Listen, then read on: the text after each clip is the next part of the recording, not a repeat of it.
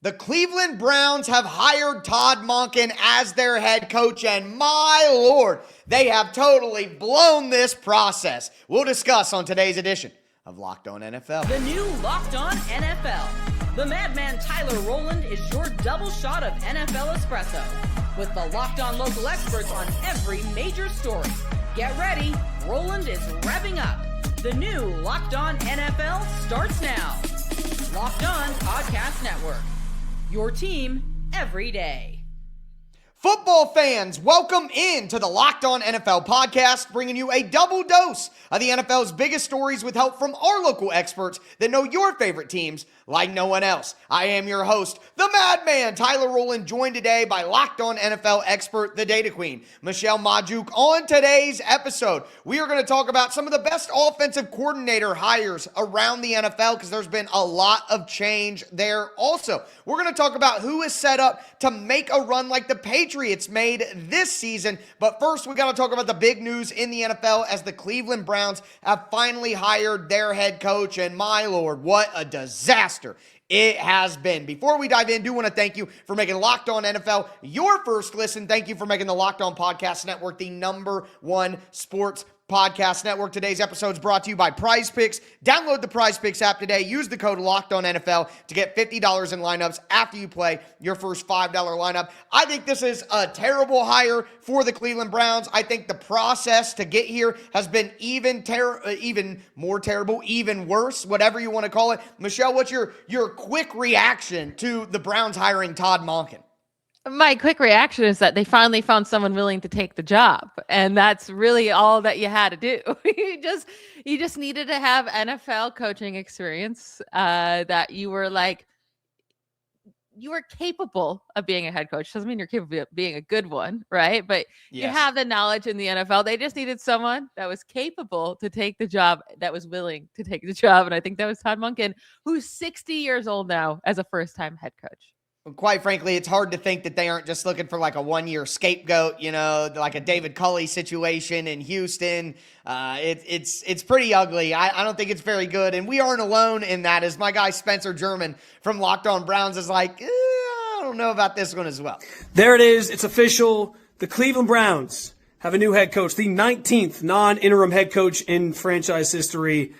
Todd Monken, come on down. Come on back to Cleveland. He was the OC here in 2019 under Freddie Kitchens, and so many twists and turns in this search from what I understand that led to Todd Monken being the choice here for the Cleveland Browns.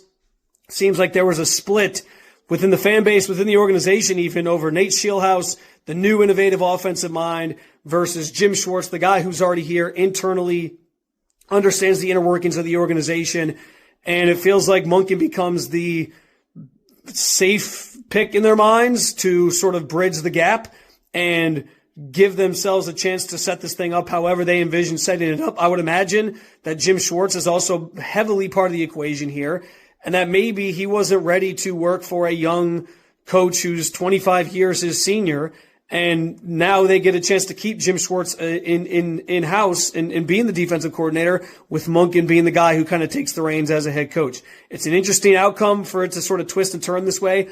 I got a feeling Browns fans are going to be very perplexed by this, very confused by this, maybe even disappointed by this. But obviously Tom Monken now takes the reins and has a chance to prove what he can do as a head coach for the first time in his career. We'll have a lot to react to coming up with an emergency episode of the Locked On Browns podcast. Stay tuned.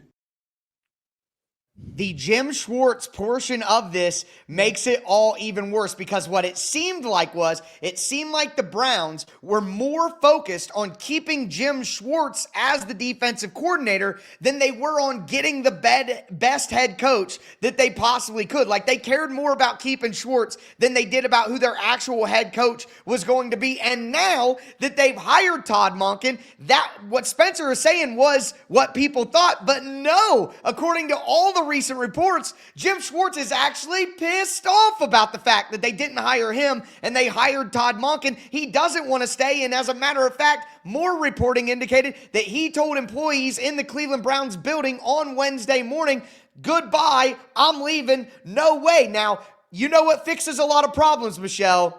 the dollars. So if they pay him even more, they give him a raise. Maybe this is all a ploy by his agent just to give him a big time raise and make him the highest paid defensive coordinator in the league. But if they were trying to, appease Jim Schwartz and keep him around, so they were willing to hire some 30-year-old chumps to be bossed around by Jim Schwartz, well, going the other way totally blew that up too. So it's like you wanted to do something, and that's why your search went so bad. And then once you finally got somebody to take the job, you didn't even accomplish the goal that you had the whole time. It's a disaster.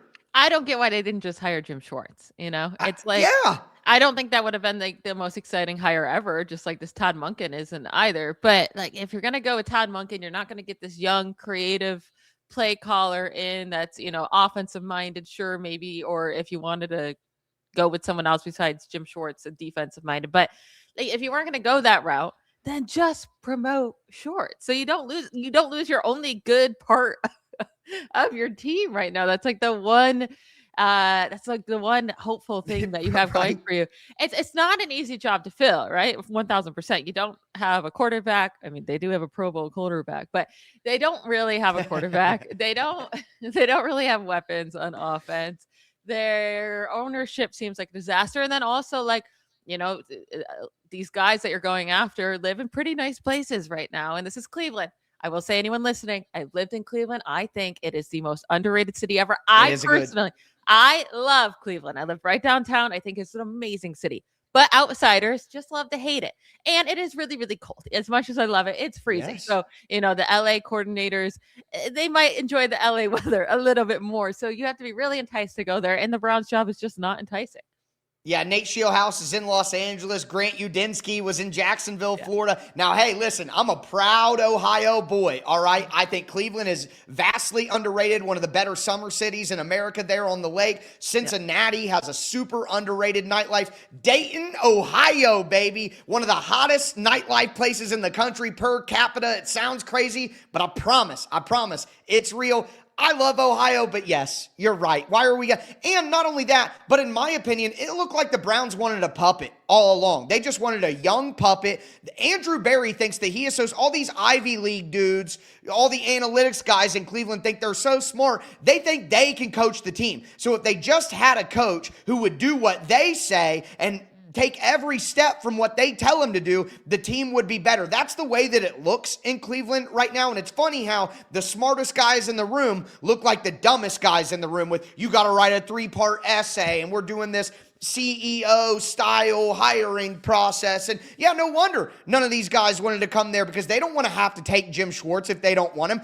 And Jim Schwartz, you think that Jim Schwartz was going to listen to a 30-year-old Grant Udinski or a 35-year-old Nate Shieldhouse when these guys have never even called plays in the NFL before? Jim Schwartz would not take orders from a young pup like those two guys. So if the Browns were even interested in them, it proves that they truly just wanted a puppet who Jim Schwartz didn't have to answer to, and the head coach would just have to answer to them and do whatever they wanted. And I think a lot of good candidates sniffed it out, and I think these young guys sniffed it out. Because if you're these dudes, do you really want to take your first shot with the Cleveland Browns in this situation, knowing that you have no power as a head coach in the NFL? No one's going to do that. I think more now than ever that these guys are honestly thinking about, like, hey, I don't want to just get promoted to get promoted. Like, I'm thinking about the longevity of my career, and going to a bad organization can completely destroy your career very, very fast.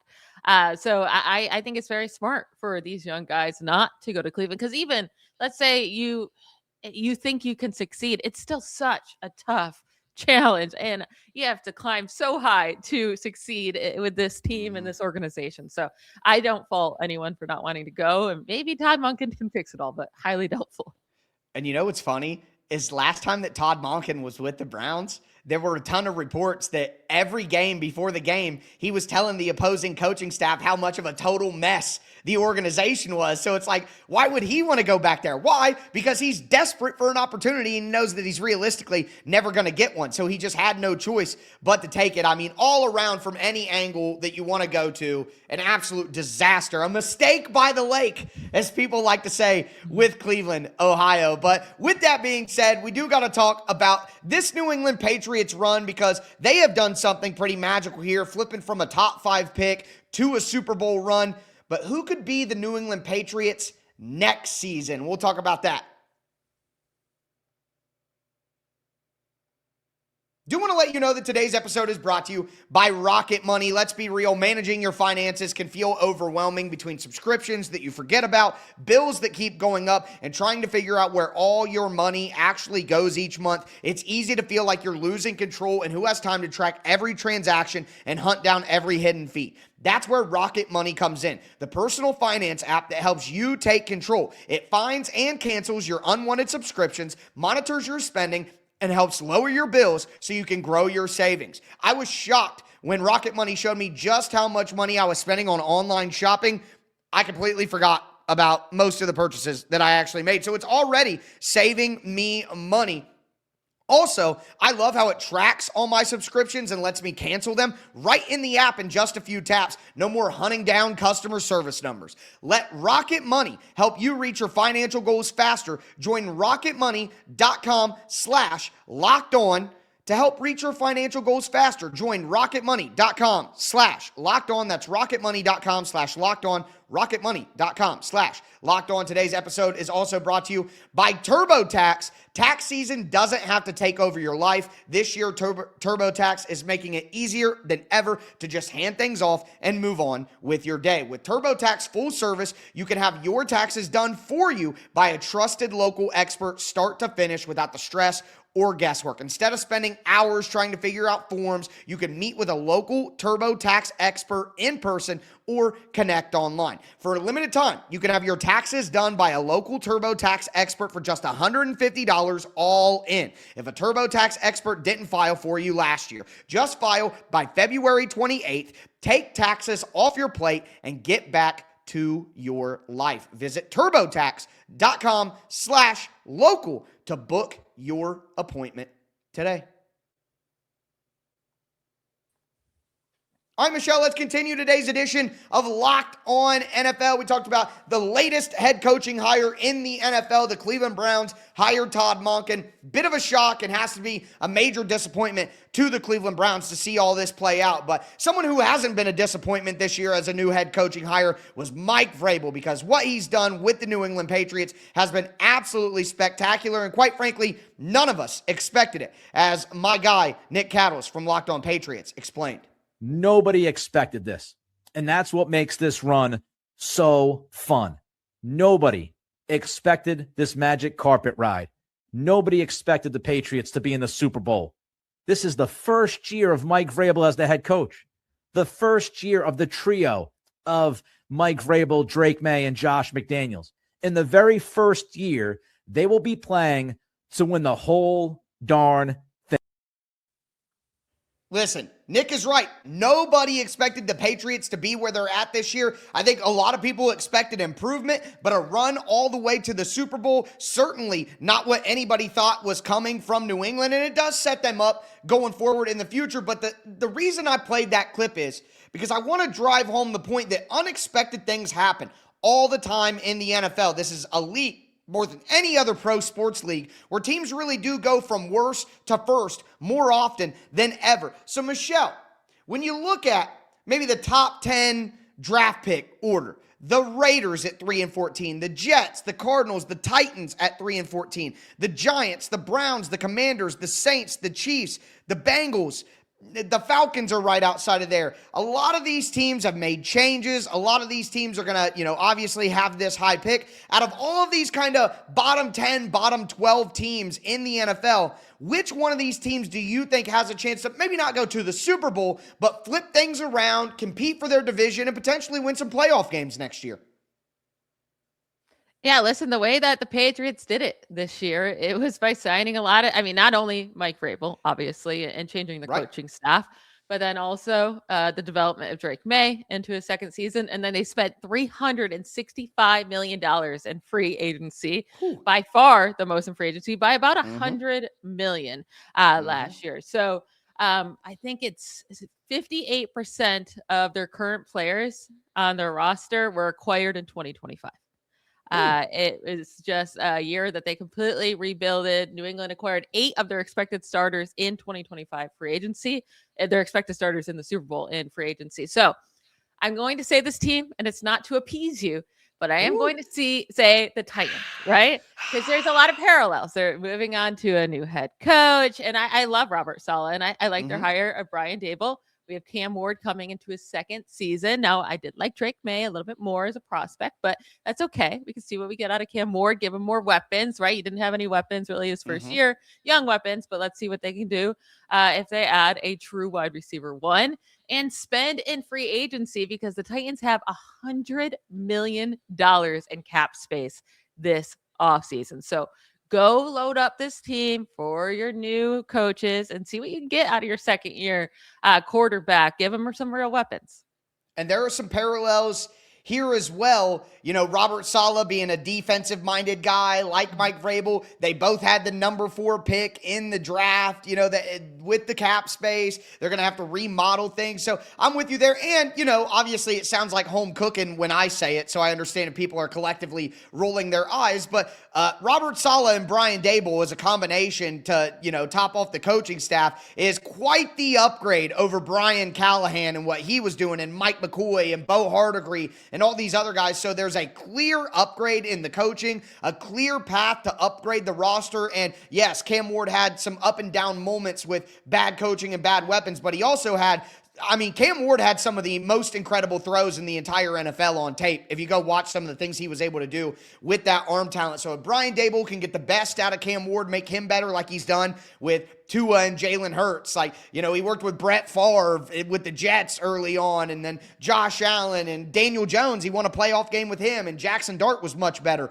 under Brian Dable than he was under Mike Kafka. So there is a logical thought process, and I've heard a lot of people around the NFL who aren't Titans fans or cover the Titans say similar things. But I got to say, I think the best bet for me is the New York Giants. And it's a similar thing. You have a talented young quarterback. You have a brand new head coach who has Super Bowl to his name. Also, I just think the Giants roster doesn't need as much work. If Malik Neighbors comes back healthy, they have Andrew Thomas at left tackle, that defensive line. Like, I just think there are a lot of pieces there. I'm high on the Giants to do a little bit of a flip around. And my girl Patricia Traina, who I talked to this week about the Giants hiring Denard Wilson, a defensive coordinator who was with the Titans the last couple of years, seems like she's pretty high on this team to turn it around as well. But realistically speaking, can the Giants go from worst in the division to first in the division? Now, you'll notice I'm not saying worst to first in general terms, because I still think the Giants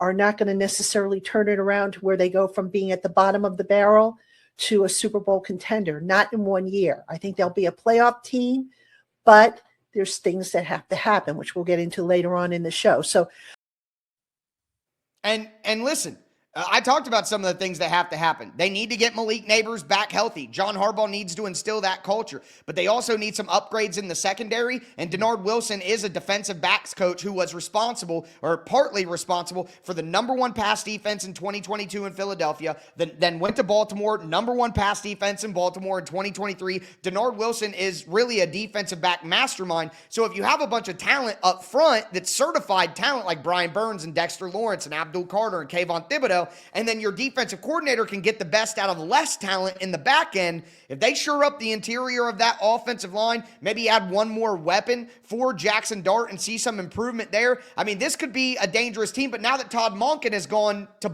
Cleveland, he was expected to be the OC with John Harbaugh. That leaves some things up in the air. Do you think I'm off beat with the Giants, or could you see them turning it around quickly? That was going to be my first one when I first thought about it. All right, the Giants make sense with John Harbaugh coming in, and I really like Jackson Dart, and you brought up all the good weapons, and they have a good defensive line, right? They have some pieces, but secondary needs a lot of work. I don't know if they have enough offensive pieces. But I like both Malik Neighbors and Cam Scatteraboo, but coming off these serious injuries, we'll see what they can do. Who can they add? And then also they have very little money to work with cap space. They only have like $8 million in cap space right now. And they're not even paying any quarterbacks. I don't even see that Daniel Jones is still going to count against them in 2026, unless I'm looking at this wrong.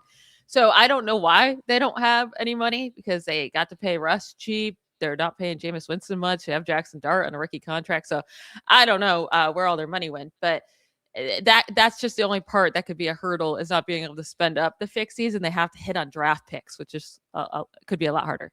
Yeah, it is difficult. I mean, the draft is a crapshoot. The best drafter in the NFL, most people say, is Howie Roseman, right? Well, he took Jalen Reagor over Justin Jefferson. I always say that, when people like to hate on me if I get a draft and a pick wrong, or someone's good, I didn't think they'd be good, or they're not good and I thought they would be. Well, if the best person in the entire world, the leading expert in the entire universe, pick Jalen Reagor over Justin Jefferson, that should tell you just how difficult it is. But what they do have on the roster right now, I still think gives them a pretty good advantage to turn it around. Especially you could see the Commanders having kind of a even more of a regression with the coaching hires that they had. The Cowboys are up and down. Do you really know what you're going to get with the Cowboys year in and year out? In Philadelphia, I mean, they can't get anybody to be their offensive coordinator. And speaking of offensive coordinators, there are a massive amount of offensive coordinator changes in the NFL, and we mentioned one a little bit earlier that I think may be the best of the bunch.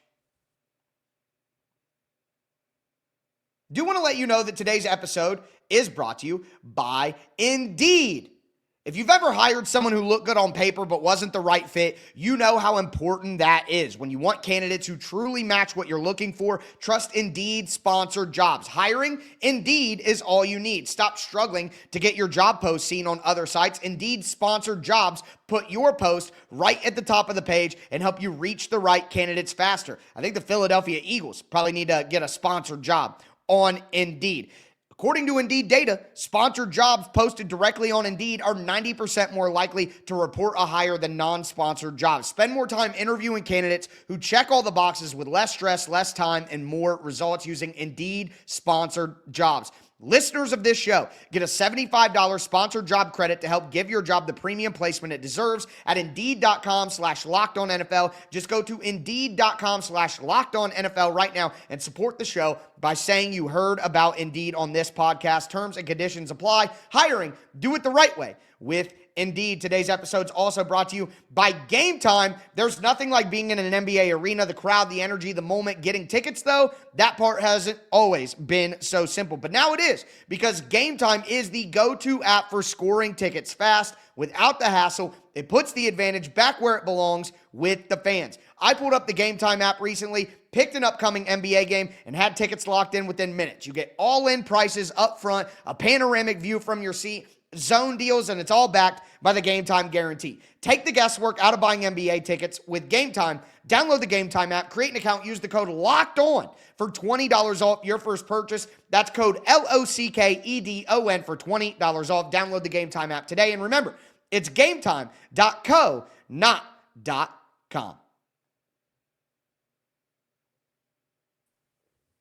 All right, Michelle, let's cap off today's edition of Locked On NFL. We talked about the Cleveland Browns getting their head coach in tow with Todd Monken, but can't be very excited about that one. Also, we talked about who could make a Patriots flip around this season. Michelle went with the Titans in the AFC, went with the Giants in the NFC. But now we got to talk about all of these changes we've seen around the NFL with offensive coordinators. And again, just to drive this point home, there will be at least 18 new offensive coordinators next year in the NFL. That's more than half of the league. Right now, we have 8 of the 18 spots filled. Brian Daboll with the Titans, Mike McDaniel with the Chargers, Eric Bieniemy with the Chiefs, Drew Petzing with the Lions, Bobby Slowick with the Dolphins, David Blau with the Commanders, Tommy Reese with the Falcons, and Zach Robinson with the Bucs. And I got to tell you, Michelle, I know everybody thinks I'm going to go to some home cooking, but no, I actually think the best hire that's been made is Mike McDaniel in Los Angeles with the Chargers. And I got our guys over at Locked On Chargers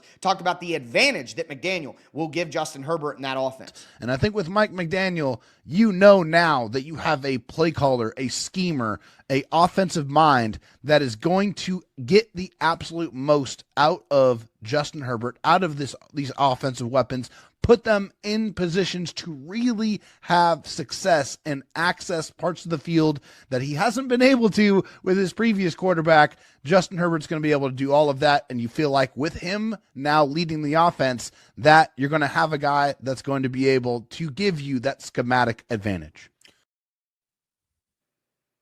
I mean, It's hard to argue that. Mike McDaniel is a perfect fit. You know that Jim Harbaugh is going to be able to find a way to get the best out of the defense, even though he's an offensive guy, because he's just that good of a coach. They need to get their defensive coordinator hire correctly. It sounds like they could be, looking into some bigger names here with some changes out there. But Mike McDaniel with the offense, this team could be an offensive-led team. So that alone is enough for me to call Mike McDaniel the best offensive coordinator hire of the offseason. I think it's a great hire. I'm very excited to see what he can do with Justin Herbert in that run game. And now Jim Schwartz is likely available. So maybe they can they can replace Jesse Minter with him. That would be a nice way to go about that, since I'm sure they're struggling a bit. Minter was a really good defensive coach, and they lost him to a head coaching job. You know what hire I really like? I like the Brian Daboll one. Of course, we talked about that. But I like Eric Bieniemy going back to the Chiefs. I actually think this is a sneaky hire going under the radar. I mean, it could be the chicken or the egg thing, right? Because under Matt Nagy, right, Mahomes has not thrown more than 27 touchdowns in any of those 3 years, 27, 26, 22. He's averaged 7.0, 6.8, and 7.1 passing yards per attempt. His years under Bieniemy as the OC, obviously Andy Reid is the main play caller there. He had 37 or more passing touchdowns in 4 of those 5 seasons. Again, never hit more than 27 with Nagy. And then he was averaging 8.8, 8.3, 8.1, 8.1 again, passing yards per attempt in 4 of those 5 seasons. Now, it could be Travis Kelce was in his prime. He had Tyreek Hill, one of the best deep threats ever at that point in his career. So maybe it comes down to the weapons, getting older and losing Hill. But also, I mean, the numbers under Bieniemy were just so much better than under Nagy. He just completely leaves my mind every time He should leave everybody's mind. Yeah. I had to put out a meme on social media. Obviously, I cover the Titans. Marked safe from Matt Nagy, because everybody all over the PR push for Matt Nagy this offseason. The article in The Athletic with Dan Pompei about, everything he'd do different. He did the sit-down interview with CBS with the 45 anonymous tips about how he can be a head coach. Andy Reid, every press conference saying, I don't know why he's not getting a head coach. He ain't getting an offensive coordinator opportunity at this point. Let's not kid ourselves. Matt Nagy isn't somebody who is wanted around the league, no matter how much the Chiefs scream at us that, Matt Nagy should get an opportunity. They let his contract expire, and they could not wait to bring Eric Bieniemy back. So I agree with you, and I think one thing that also stands out is everyone in Kansas City said that Nagy and Reid were the good cop. Nagy and Reid are positive reinforcement guys. Eric Bieniemy is not. He is a guy who will get on you. He could be a little crass, a little tough, and that's probably what the Chiefs need right now. Absolutely. And it's so funny to be like, he should get a head coaching job. It's well, he can't even make this offense with Patrick Mahomes exciting. It's been a boring offense the last few years for sure. And if you can't make it to the playoffs with Patrick Mahomes, I don't care. There's other positions here. There's other issues. It's not just on Matt Nagy, that's for sure. But come on. Why would anyone want to hire you as a head coach? That would have been such a bad hire by the Titans. It would have been insanely bad. So luckily they did not do that like my Steelers did with Mike McCarthy. And let me ask you this, Michelle. If you were with your friend out and about and their ex came in and you were sitting there and be like, what happened with you guys? Oh no, she's great. She's great. Actually, you should go talk to her. I wouldn't be mad at all. No big deal, man. No big deal. That is a red flag right there. And that's basically what the Chiefs have done to the entire NFL. They're like, oh, yeah. He's great. We don't want him anymore, but he's great. You take him. You know what I mean? And that's why I agree with you on Bieniemy. But listen, I do got to do a touch of home cooking, because the Brian Daboll hire was great. And it's not just me who thinks that. Our guys over at Peacock and Williamson, the NFL six-pack, they think the same thing. As far as hires go and as far as resume, it makes sense that you want a coach that has been around, that has head coach experience, that has worked with young quarterbacks, to be Cam Ward's guy on the offensive side of the ball for Robert Saleh in Tennessee. So yeah, it's one of those where it makes total sense. And I think offensively probably also makes sense for Robert Saleh. It was one of the rumors why he got the job, is he had a different plan for each team and each quarterback potentially. And this isn't a Shanahan tree. I'm going to my familiar Shanahan coaching tree to get an offensive coordinator. I think this is the right offense for this quarterback. I like it a lot. And Daboll's a big personality, but I think Saleh can handle that. I mean, I don't think that that's a threat or that they could butt heads when they're 2-10 and struggling and all those things. Yeah. He does have some pelts on the wall, whether he deserves all the credit for Allen or not. Mm-hmm. He's probably overqualified for the position, if anything. And I want him working with Ward. So I think this is a really good one. This is one of my favorite fits so far. Yeah, as I mentioned before, he's got a long history of quarterback development. I don't think that he is as gifted schematically, like on offense. It's like I had Cliff Kingsbury ranked higher as an option for me because Cam Ward played in the air raid system in college quite a bit. And obviously Cliff Kingsbury worked with, a guy like Patrick Mahomes in college. He worked with Caleb Williams, guys who I think are kind of similar to Cam Ward's skill set. But from a quarterback development standpoint, it's hard to hate Brian Daboll. And again, when you're upgrading from Mike McCoy and Bo Hardigree and Brian Callahan, kind of can't hate on that. No, I love the hire, and it'll be interesting to see if he gets Cam Ward to scramble and run more, right? Like, I would like to see that out of him. He barely took off and ran. Yeah. And I mean, all of Daboll's guys have been dual threats with Allen and Daniel Jones and Jackson Dart, right? So get Cam Ward to use his legs a little bit more, teach him some accuracy, teach him how to build up his passing game. And I think the Titans could be interesting this year. I really do. Give me 6 wins. I'm begging for 6 wins. Like that, just give me 6. But you're right. And I would say, as someone who, I don't just pump up Cam Ward all the time, he needs to improve his mechanics. He can be a little wonky with his front foot and the direction of it. He can be a little lackadaisical with his mechanics as well. And Brian Daboll was kind of a rough around the edges type guy who will demand that perfection from, and I think Cam Ward wants to be coached hard as well. The Eagles can't hire anybody, though. What's your take on the Eagles' inability to find an offensive coordinator?